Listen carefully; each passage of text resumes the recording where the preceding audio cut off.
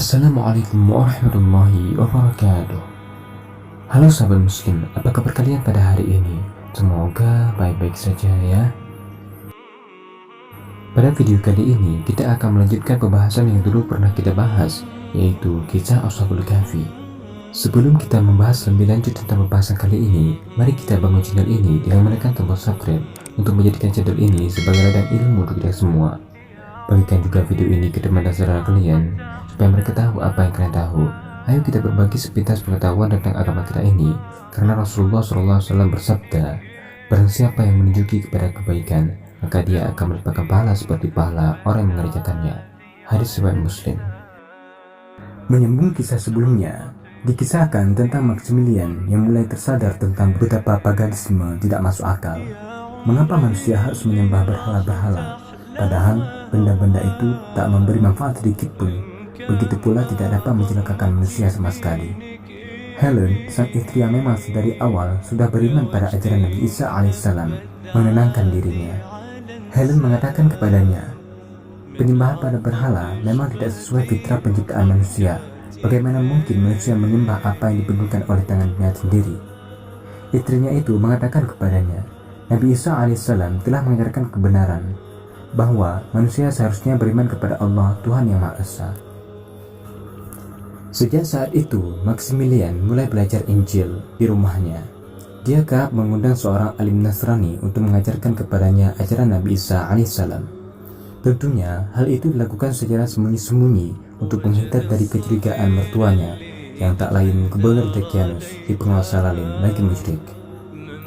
Sementara itu, penindasan atas orang-orang Nasrani semakin gencar. Suatu hari, seorang tokoh lokal yang beriman pada Tauhid dihukum dengan cara disalib. Bahkan jasadnya kemudian dibakar dan ditampilkan dekat pasar. Hal itu menjadi cara penguasa Romawi untuk memperingatkan rakyat agar selalu takut dan tidak berpaling dari politisme. Melihat kejadian ini, Maximilian tergerak untuk membantu keluarga syuhada tersebut.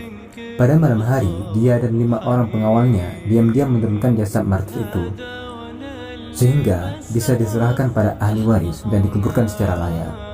Tindakan Maximilian menjadi peluang bagi sejumlah pejabat di istana yang memang sejak semula menganggapnya hanya orang asing dari Roma, bukan asli Ephesus.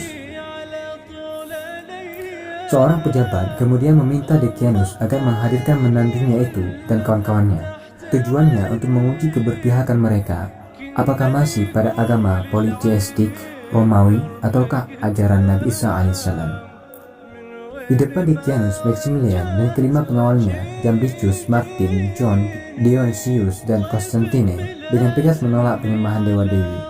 Keyakinannya tidak goyah bahwa berhala yang menjadi sembahan kaum musyrikin tidak membawa manfaat dan mudarat apapun pada manusia. Sebab bukanlah benda-benda itu yang menciptakan manusia dan alam semesta. Hanya Allah Subhanahu wa Ta'ala, satu-satunya sang pencipta dan zat yang berhak disembah.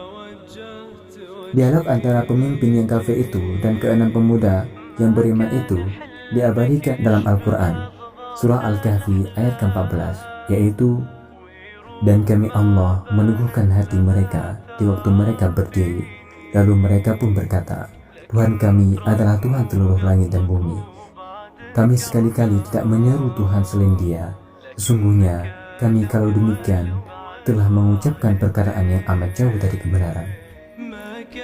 Mendengar jawaban mereka, Decianus tidak putus akal.